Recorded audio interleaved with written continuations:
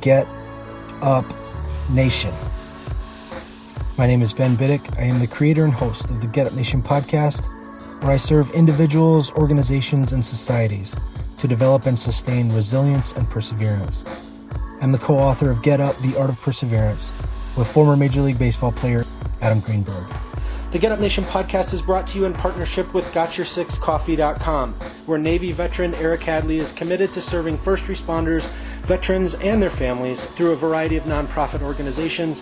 No stranger to adversity, Eric has fused necessity of coffee with his passion for public service. You're already purchasing coffee. Why not empower your coffee with purpose? Why not purchase coffee that not only has your six, but also has the backs of those who don a uniform of service for our communities and great country? Learn more about Eric and his freshly roasted, award-winning coffee at GotYourSixCoffee.com. Recently, I had the honor and privilege of speaking with Carla Royal.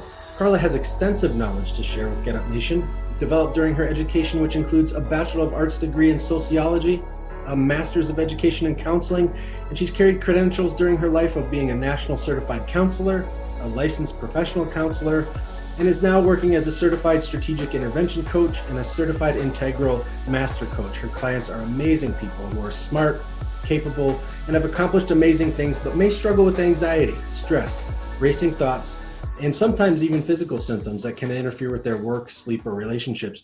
She helps her clients break through patterns of quiet anxiety, mental chatter, and self-distrust to experience fulfillment, clarity, and greater peace, something we all could use more of in our turbulent COVID-19 world. Thank you, Matt Labrie, for connecting me with Carla. Carla, welcome to the show. Thank you, Ben. It's good to be here. To start, where will you share with Get Up Nation where you currently live and work? I live in Florida on the West Coast, very near Tampa, in a small village called Dunedin, delightful Dunedin. And that I work from home, so it's ideal, especially at this time. Excellent. All right, Carla, I'm really looking forward to sharing your expertise with Get Up Nation today to help us all develop a greater ability to live a more fulfilled life.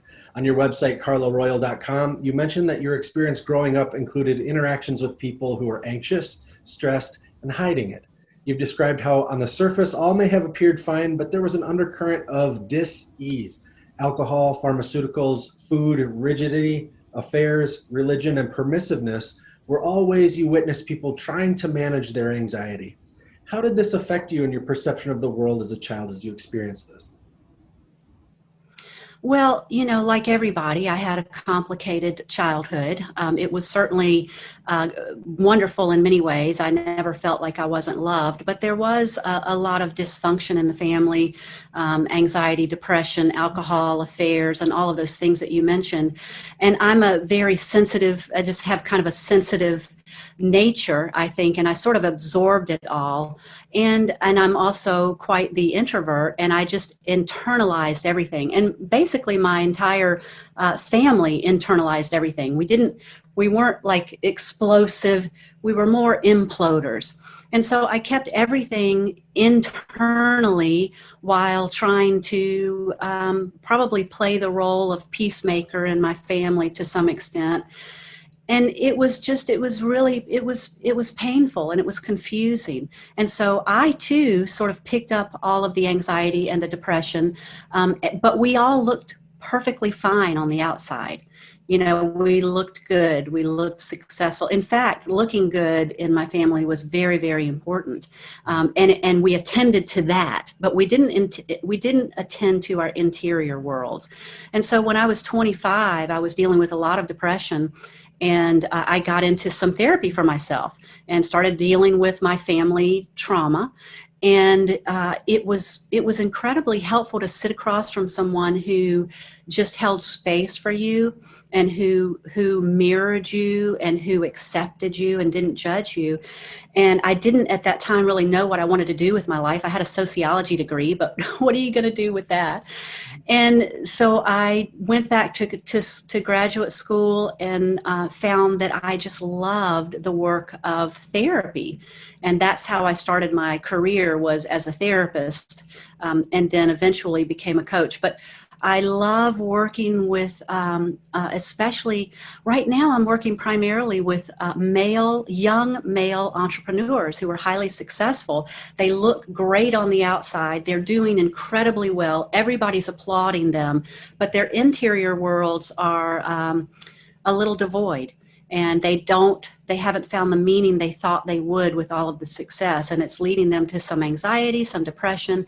And that's the work that I'm doing with people, and that I love so much, because that's the work that I've had to do in my life, is to heal in those ways. Oh, it's amazing. You've made it your life's work to help people access their inner wisdom, resourcefulness, and well-being. You decided Yes. to help others, quiet our insecurities, our anxieties, and our overactive imaginations. Tell us about more about your journey and some of the challenges that you experienced along the way, which has made you so powerful in helping young people who are experiencing a similar thing that you've experienced. Well, there's so many kind of touch points, Ben, that have been instrumental in my growth. Part of what happened to me was, my mother was an alcoholic. My father was very depressed. There was a lot of undercurrent anxiety and depression, as I mentioned. And it just was so confusing for me. And I sort of battled between wanting to be so good, wanting to be so perfect, but also having these normal, I think, high school and college urges to go out and party and drink and things like that. But one of the things that I did when I was 12 was I became a Christian. But it was in the fundamentalist Christian world. And I sort of sunk my life into that fully, which in many ways saved my life. And I'm eternally grateful. But on the other hand, there was so much judgment and rigidity that I fell into a tremendous amount of shame. So I was trying to be this incredibly perfect Christian, which, of course, I couldn't do. And it actually increased my anxiety in many ways. It gave me a sense of belonging, which I'm incredibly grateful for. But it also taught me that my heart was evil above all else, that I couldn't trust myself, that I had to trust an outside authority. And these things were damaging to me. So I have this sort of love-hate relationship with that world. And I was in it for quite a long time and worked in the church and fully. And then it wasn't until I was in my later 30s, when my mother died, that my whole world fell apart. My marriage fell apart. I lost my mother. At that time, I lost my faith. I lost my home. I lost my beliefs. I lost my vision for the future. Everything I thought I would be, I lost. And it was 4 or 5 years of deep, deep, dark soul reckoning. It was very, very messy. I went down to rock bottom. I literally almost lost my life as a result. And people around me were trying to stop me from going down that dangerous path. But somewhere deep inside of me, Ben, I knew that I had to go all the way down in order to save myself. And so that, I call that my breakdown breakthrough time. That was 20 years ago. And it's really informed me, Ben, because you watch people on a messy, dark path, and we want to save people. But the truth is, I don't know what's best for you. Only you know the path that you need to take. And sometimes we have to hit bottom before we can really find ourselves. And so that's what I did. It was life transforming, and it's made me now be the kind of coach, be a better therapist, and then ultimately a better coach, to be able to hold the space with people when they are going through the dark and murky, difficult things in life. Yeah. I don't, to only share at the level you're comfortable with, but people who are generally in those situations frequently have suicidal ideation, frequently, suicidal thoughts, and frequently, when something like that happens that is so altering to what we understand the world to be, certainly we are in an immense amount of pain and want that pain to stop. And oftentimes our mind gives us the option of suicide during those times. And it's really, we grapple with those core issues of, do I want to be alive? Do I want to be here? What kind of world is this? What is my place in the world? Do I have any value whatsoever? Especially when we're reeling from these deep changes, or deep-seated shame, or the place where we found home, or we found positive interactions to some degree is then taken away, or we're banished from it, or whatever, or dislocated. As you're going through that, were there any kind of moments of where the darkness kind of broke, where you had a moment of deep gratitude, or some sort of experience or breakthrough? Can you share anything about some of those breakthroughs that happened, whether it was in college where you started to understand the therapy world, or whatever it was? Can you tell us about, in those dark places, some maybe of the experiences that when it was so dark that the light broke through a little bit? Yeah, I mean, certainly therapy was helpful to me to help me begin to accept myself more, to see myself in someone else's eyes that were saying, despite not being perfect, I was okay.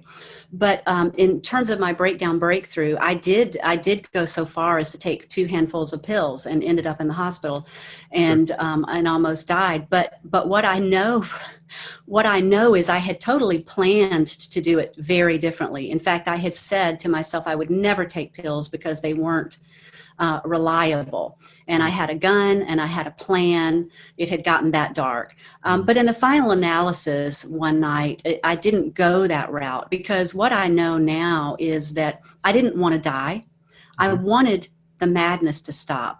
Right. And I think that so many people who think about suicide, it's really not that they want to die. It's that they want the madness to stop, and they don't know how to make it stop. They don't know how to get off that whatever that is. They don't know how to get off of it. And so when I did that, which I wasn't trying to kill myself, I know now, because I would have taken the other option I had well planned out.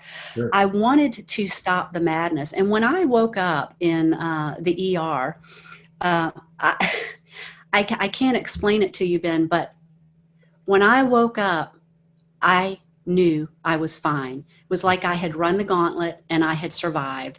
And at that moment, I was so grateful to be alive. And the madness did stop. And, I wish I could tell you exactly how that happened or why that happened, but it was an epiphany in that moment. I knew I was fine. Now, everyone around me was freaked out, and they wanted to send me, they sent me to the psych ward, and then they wanted to send me into treatment. I literally knew I did not need to do that, but I did it for them because I knew they needed that. But from that point, over 20 years ago, from that point, I was fine. The depression was gone. Now, what did happen was the anxiety got a little worse for a few years, because I was no longer self-medicating. I was no longer numbing out. Yeah. And also I was trying to adjust to an entirely new worldview. I had come out of the fundamentalist Christian world. I no longer had those particular beliefs to support me. I was trying to find a new way. And so that it took a while to find my equilibrium, if you will, in an entirely new world. But I think that people don't want to die. I think people want to stop the madness, and they don't know how. And I think that what keeps us so caged or locked up is the stories that we have about what's going on in the world, about our childhood, about all the circumstances we have. Our brains are so magnificent that they create these dramatic stories, and we live in those stories, and we suffer. So if we can wake up to our stories, we're going to be able to find our way to that light that you mentioned. Oh, I love it. I love it.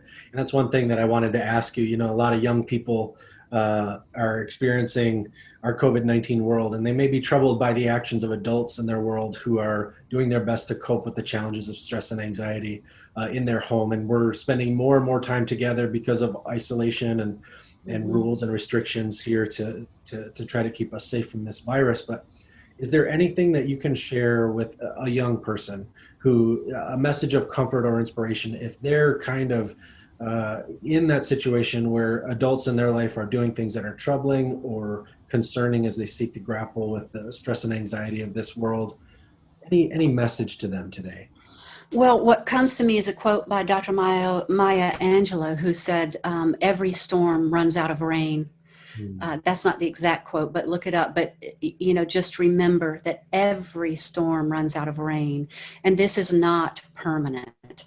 And who you are at your essence can't be damaged by this. And, the storm will pass. It will pass. This is not the way it's going to be forever. And I think that there's something about that can give us a little bit of comfort, because our brains tend to, our brains have a negativity bias. We tend to focus on the negative because the brain's top two priorities are to keep you safe and to conserve energy. And it believes by keeping you aware of all the negative constantly that it's keeping you safe. And that was a really good, evolved process that our brain put in place to save us when there were saber-toothed tigers all around. But we don't live in that kind of world anymore. Our systems are not meant to be in a revved up state constantly. Those revved up states are meant to protect us in imminent danger. But we humans tend to live in that 24/7, and we tend to get really revved up. So part of what we have to do is to bring online this executive functioning part of our brain to override this more primitive part of our brain. And we can do that literally by seeking out the good, the true, and the beautiful that's around us all the time, no matter whether it's COVID, political, social unrest. It's always there. Right now, my precious little dog is sitting right next to me. My live ancient oaks are outside. It's a beautiful day. The wind is lovely. But I have to sort of override that part of my brain that wants to focus on the negative. And that's why research shows that gratitude journals are actually helpful. It's not woo-woo. It's you're priming your brain to see the good, the true, and the beautiful. So every storm runs out of rain, and we have to bring online our executive functioning to look for the good, the true, and the beautiful. And the one other thing I would say is the brain cannot focus on a problem and a solution at the same time. It can do one or the other, just like you can't multiply or add two large numbers at the same time. It's not that you're not smart enough, it's that the brain can't do it. So if you're constantly focused on the problem, you're not going to see the solution and all the many possibilities that are available to you. So we have to shift in that way. Oh, I love that. And that brings me to another thing. As I was reading your website, like I said before, carlaroyal.com, people need to go there and check that out if this is resonating with them. But one thing that I really liked is that you said that you create conditions for insights to arise within people. Will you talk a little bit about that? Yeah, a lot of people are very much into personal development. A lot of the people I work with are very much into personal development. They've got, 50 self-help books in their library. They've collected a multitude of tools. They're very sincere. They really want to change, and they do all of this, and they get some relief for a little while, but oftentimes they find it's not sustainable, and they don't know why. And what I believe is that we don't change through reading books and through tools and techniques. I'm not saying there's not a place for them, Sure. but what I'm saying is we change through insight. And when we have insight, then books and tools and techniques can be very useful. So for example, Ben, you could think of a smoker who desperately wants to stop smoking. They read all the books, they try the patch, they try the tools, they try everything. They stop for a week, and then a week later they've started back.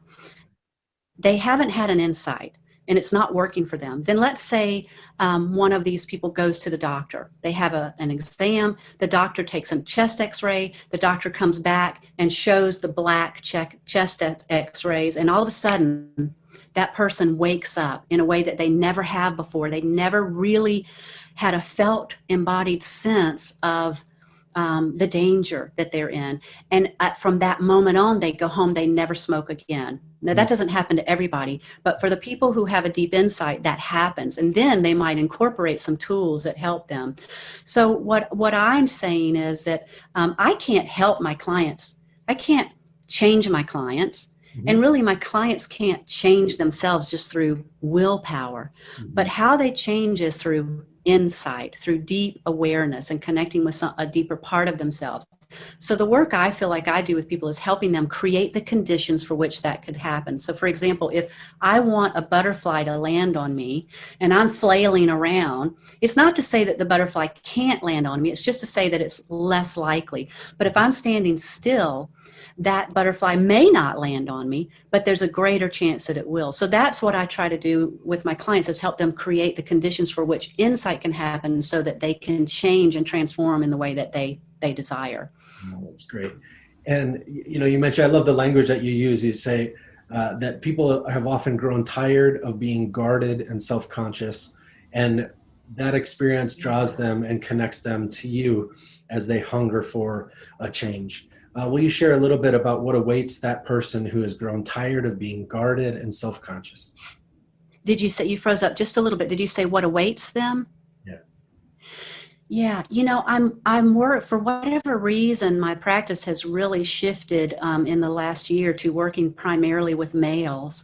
I do have some females, but and young males and young successful entrepreneurial males. And one of the things I notice is, I think all men and women do feel this need to project a certain image and to be very guarded. I know this is true for myself. I want people to see me as wise and calm and good, and these things. And I'm very careful to sort of curate that image for people. And when that doesn't come across, I kind of gasp within myself, and that's something I've been working on for years. So I think we all have that, but I think men in particular are kind of groomed to be ultra individualistic and macho, and not have the opportunity to have their feelings or to express their feelings, that somehow that's a weakness. And so it's such a privilege and honor to work with these men now who are coming along and saying, you know what, this is not working for me. I don't want to be so alone. I don't want to be so individualistic. I do want to be strong. I do want to, kind of be macho, but I don't want it to be all of who I am. And so as they're learning to connect deeply with themselves, they're more able now to begin to connect with other people. I'm working with 3 guys right now in that all work together. And it's so exciting to work with the 3 of them, because they're learning the same language and they're reaching out to each other and they're supporting each other in a much deeper way now than just about business. And I just love that, because men have gotten they have a terrible burden that society has really put on them, innocently, not innocently, I don't know. So it's such a privilege to offer them a chance that they get to go out there and be really successful and bold and brilliant, but they also get to be who they are with all of their messy humanness, with their imperfections, and with their softer side, which I won't call feminine, because softer is not exclusive to femininity. Sure. That's a beautiful thing. It's something, as the stigma of mental illness starts to lessen, and as people start to really recognize, especially during the stress of COVID-19, the effect of stress, the effect of these things that happen that are normal. There's anxiety and depression. Mental illness is, once we start viewing it for what it is, which is basically, if I broke my arm, I would go to the doctor and I would get it fixed. And if I have depression, there's nothing wrong with me going to the doctor. It doesn't mean I'm weak. It doesn't mean, I'm a coward. It doesn't mean those things. And especially with the epidemic suicide rate of veterans who are coming back, the nation said, we want you to go fight this war to keep us safe. And they're still fighting it. We are still fighting it. And I really, like you had talked about the darkness that you were going through. And I'm really excited about our world today, because there are a lot of people who are experiencing these things, and there's more and more language and media being shared about how we can be healthy in response to that. And certainly the answer is not to drink it away. Certainly the answer is not to just suck it up and drive on and drink water and take ibuprofen and just keep drinking our way into being the tough guy, because we lose our relationships, we lose our children, we lose our marriages, we lose our self-respect, and we die very troubling lives that could have been much more fulfilled. And so I am so grateful for people like you who are reaching into this darkness and are actually providing rescue, hope, and practical, real tools to help young people, live a fuller life, live a healthier life, where they're able to show all sides of them and not be shamed for it. Yes. So it's a Yeah. very, very beautiful thing that you're doing, and really appreciate your work. And that's it. As we've talked here, I was mentioning, I had read, on your website that and it's clear in talking with you that what you teach people to do, it's not just you sharing knowledge out of a book that you read somewhere. This is something that you've lived, breathed, bled, and experienced for yourself. So there is a knowledge level there that's not just a cognitive level. It's way bigger than that. It's wider and deeper and richer than that. And you know how it feels to be plagued with overactive imagination, mental chatter, anxiety. And then how is it, as you look back and you think of everything that you've been through and all of these experiences, and now you see these young men awakening to this gift that if you had ultimately, if something had happened to you to the point where you did not survive through all of that, those men may have never gotten the breakthrough that they were looking for. So now you get to look, and in a certain way, part of you did die, but an element of dysfunction or an element of madness that has passed, and now you're in this place where you've learned a million lessons, and now you're giving these gifts. How satisfying is that for you to see that happening, to live that every day? It's so incredible. I just feel like the luckiest person. I love what I do. I was on a call yesterday with a very successful entrepreneurial guy, and I was saying to him, man, you know a whole lot more about business than I do, because you're rocking the business world, and it took me a long time to figure out how to rock the business world, because I was doing something different. I was really doing my interior work. And so all those years I was doing my interior work, which really people were saying, you really need to get on it with your career, Carla. But I was doing something really different. And I was dealing with the interior world and learning these things that you're talking about. And that's why people seek me out, is because they don't seek me out for business advice, although we do talk about business, because it's all kind of, it's not so distinguishable, because mindset is so important with business. But they seek me out because they are looking for something in their interior world that they did not find through making all the money and that they thought they would find. That meaning, that satisfaction, that joy, after that initial excitement wears off. And so, yes, it's incredibly satisfying to know that all those years that some people thought I might have been wasting, I was doing something so valuable that I could then share with my clients, who at this point, I'm 60, and these guys are, from 25 to 35, they feel like my sons. I love them like that. I love them so much like that. So yes, it's a joy. And if I can save them some decades of suffering, I would love to do that. I love it. And that's the thing, we're experiencing kind of a revolution in our educational system, or it's starting, or, as we do, as it shifts, and as people go through these educational processes, and, we're taught skills, or we're taught these programs to do it, but it doesn't totally encapsulate all that we are. There's a much deeper, amount of what we are. It's not necessarily just a cognitive function, memorizing these steps or this skill, and that's going to breed this happiness. And people are hungry for that. So you're pioneering and innovating in this world because you dared to address it and face it and look at it and suffer through it. And now you give the greatest gifts. Whereas, a more superficial approach of, I just have to learn this skill, I'm going to pay a college, $100,000, I'll come out in debt, and I'll maybe find a job, and then I'll be depressed.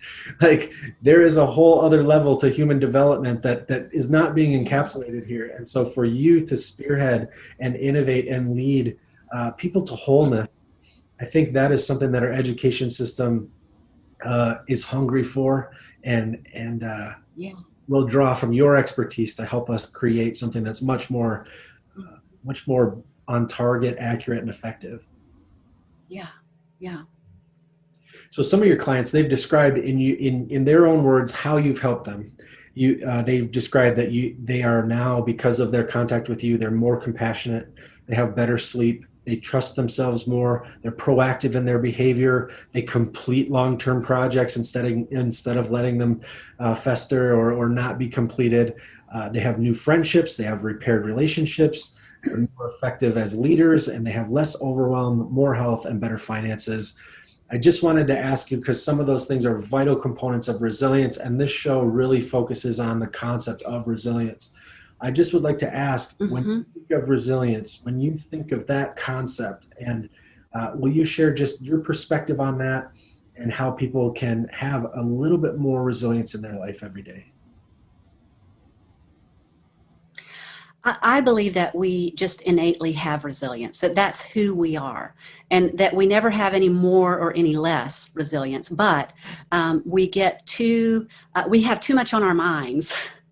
And that clouds our ability to connect with our natural resilience. You know, you mentioned when you break a bone, you go to the doctor and they cast the bone. But the doctor actually doesn't heal that bone.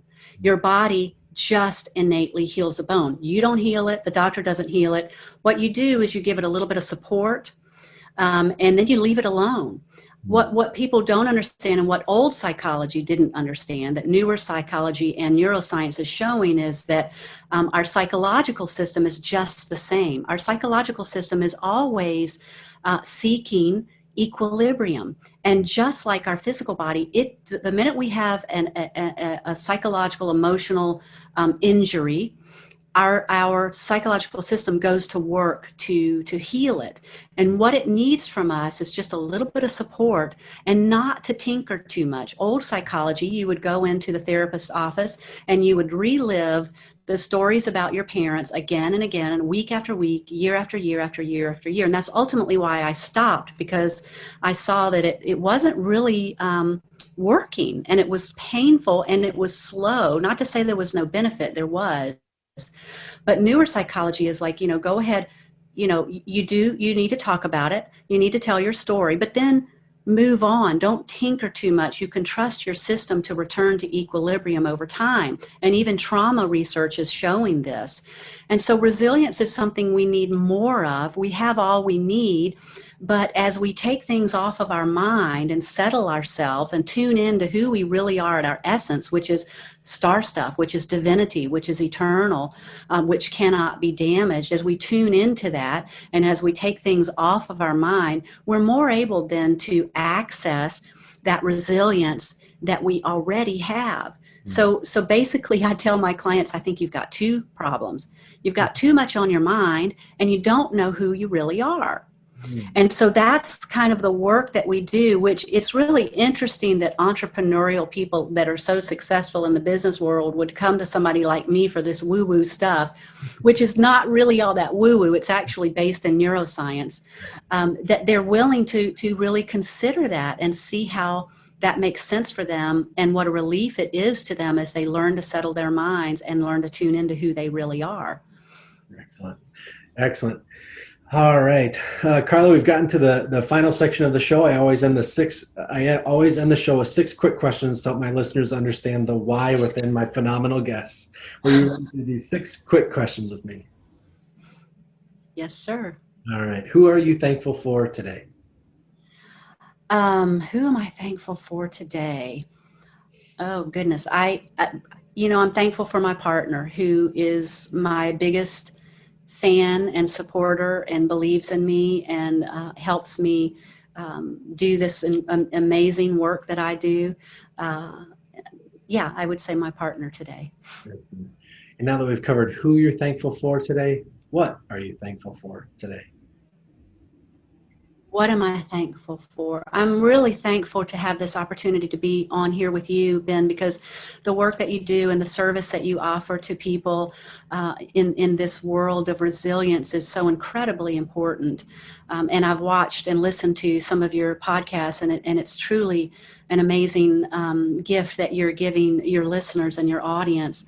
And so it just feels like such an honor to be here with you today, and I'm grateful for that. Well, I'm overwhelmed with gratitude for you to say that, and I'm so happy to have you here and sharing these things. You've certainly, I'll be thinking about this conversation for the rest of the week, and it will definitely improve me, and some of the things that I deal with each day. And so I am so grateful that we had this time as well. So I want to ask next, how do you fuel the fire within you? Nature is probably the biggest way. Nature and music and photography are probably the three things. I'm a singer, I'm a photographer. We have a little boat that we go out on into the Gulf, and we just, nature is very, very healing. Music and photography, yeah. All right. What is one thing adversity taught you to value? Adversity taught me to value myself, and that I do have all the answers within me, and that I can find my way no matter how bad the storm, no matter how dark it gets, no matter how deep it gets, that I really can trust myself. I can trust my heart. I can trust the path that is mine alone. And what are you doing today you may have never thought you could? I'm running a successful business. Which, as I mentioned before, was something that I really struggled with for so many years, because I was doing something really different. Although there was a lot of cultural pressure to come back to my career, and I really kind of put that on hold to do the interior work. So I'm thrilled that I'm running a successful and exciting business. Excellent. And what will you do tomorrow that you may have never thought you could? Oh gosh, I have to say, Ben, that life continues to take me in unexpected directions. And I think it would be kind of, in a way, plus we know from brain science that the brain is horrible at predicting the future. So I'm going to say that I'm going to say that tomorrow I'm going to be so surprised by what unfolds and what life brings to me, that I'm not even going to recognize probably whatever comes my way, and I'm going to be so grateful for it. Awesome. All right, Carla, it's been great talking with you today. I really appreciate your time and your insights here. How can people learn more about you and your amazing work? They can visit me at carlaroyal.com. I do offer a free initial session for anybody, because I want to make certain that we have a good connection and that I can actually help people. So I offer that. I also have a podcast that I've just started recently with a colleague called Riffing on Realness. You can find that on all the major things. And we just riff. We riff about being more real in the world and how that can be helpful to us. So you can connect with me there as well. And of course, the social media platforms at Carla Royal. Excellent. And all those show notes and social handles will be in the notes down below. So please like, subscribe, and follow Carla and her amazing work.